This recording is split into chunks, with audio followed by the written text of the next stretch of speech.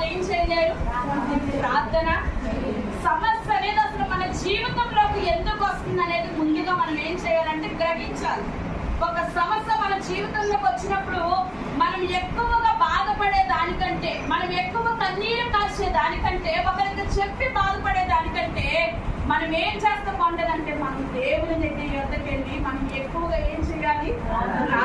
ప్రార్థన ఏం చేసిన పరిస్థితుల్ని, హల్లెలూయా, మన ప్రార్థన పరిస్థితిని మార్చినప్పుడు, మనం ప్రార్థించగా మన స్థితిగతుల్ని దేవుడు మార్చినప్పుడు మనం ఎక్కువగా ఏం చేయాలంటే, ఒక శ్రమ వస్తుంది కదా అని మనం వెంటనే బాధపడకూడదు, శ్రమ వస్తుంది కదా అని వెంటనే కృంగిపోకూడదు, శ్రమ వస్తుంది కదా అని వెంటనే మనము వెంటనే మన హృదయాన్ని మనం ఏం చేసుకోకూడదంటే పలానా విధిగా మనము వెంటనే డిస్టర్బ్ అయ్యి మనకి ఇష్టం వచ్చిన ఆలోచనలు మనం ఏమి చేయకూడదు. ఏదైనా చేసుకుంటే బాగుంటది, లేదంటే మనం ఇలా ఉంటే బాగుంటది, అలా చేస్తే బాగుంటది కాదు.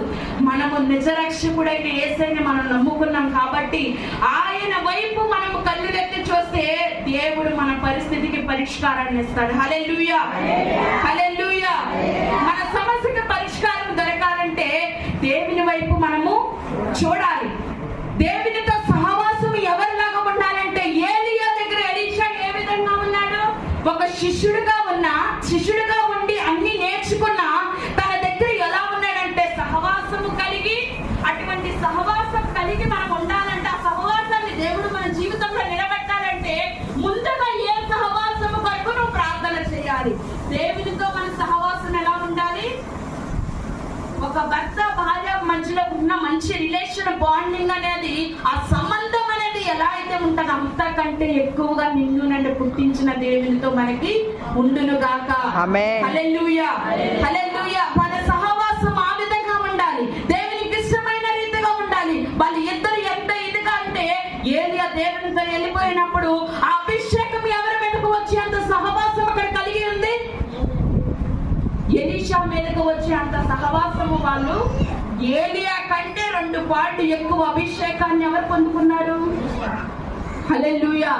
మనము ప్రార్థించే వారితో సహవాసము చేసినప్పుడు, వాళ్ళు ఎంత ప్రార్థించినా మనము వారితో ఉంటున్నప్పుడు మన అభిషేకం కూడా ఎలా అవుతుంది? అంతకంటే రెట్టింపుగా దేవుడు చేస్తాడు, అంతకంటే ఆత్మీయంగా దేవుడు నడిపిస్తాడు, అంతకంటే మంచిగా దేవుడు నిన్ను ముందుకు నడిపిస్తాడు, అంతకంటే ఇంకా ఆత్మీయ స్థితిలోకి, ఇంకా మంచిగా, ఇంకా నలుగురికి చెప్పే విధముగా, నలుగురికి మాదిరికరంగా దేవుడు మార్చును గాక. మంచి సహవాసము కలిగిన జీవితాన్ని దేవుడు ఇచ్చును గాక. దేవునితో సహవాసం కలిగిన జీవితాన్ని దేవుడు అనుగ్రహించును గాక. ఏలియా దగ్గర ఎలీషా ఎటువంటి సహవాసం కలిగి ఉన్నాడో అదే సహవాసాన్ని దేవుడు మనందరికీ అనుగ్రహించును గాక. హల్లెలూయా, హల్లెలూయా. అటువంటి సహవాసాన్ని ఈ రోజు ఎవరు కూడా కలిగి లేము. ఆత్మీయతలో పడిపోవడం, విశ్వాసం లేకుండా మనకున్న పరిస్థితులను బట్టి, మనకున్న స్థితిగతులను బట్టి, మనకున్న ఆలోచనను బట్టి, కష్టమును బట్టి, నష్టమును బట్టి దేవుని దగ్గర ఉన్న సహవాసము, దేవునితో ఉన్న సహవాసాన్ని మనం ఏం చేసుకోకూడదు? దూరం చేసుకోకూడదు. దేవునితో మనకి రోజు రోజుకి, గంట గంటకి కూడా ఆయనతో ఎలా అవ్వాలంటే పెరుగుతూనే ఉండును గాక. హల్లెలూయా, హల్లెలూయా. సహవాసం అనేది మీరు చేసి చూడండి. మనము ఏం చేయాలంట? కూర వండగానే దాన్ని రుచి చూస్తే గాని మనకి, అలాగే దేవుని ప్రేమ తెలియని వారికి, దేవుని ప్రేమిస్తే గాని వారికి, సహవాసం చేయలేని వారికి సహవాసం చేస్తే గాని వారికి. కాబట్టి మనం ఏం చేసి చూడాలి? దేవునితో సహవాసం, దేవుణ్ణి ప్రేమించడం, దేవునితో పాటు ఆయన బాటలోనే నడుచును గాక. హల్లెలూయా, హల్లెలూయా. మొదటిగా తనలో ఉన్న ప్రత్యేకత ఏంటి? సుసన్నలో జీవితంలో ఉన్న ప్రత్యేకత ఏంటి?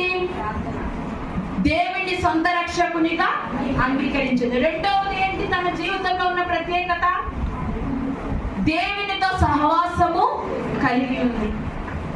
మూడవది ఏంటంటే ఇష్టముతో దేవుని పరిచర్య చేసింది. ఇష్టముతో, ఆసక్తితో దేవుని పరిచర్య చేసింది. మనము దేవుని పరిచర్య చేయాలనుకున్నప్పుడు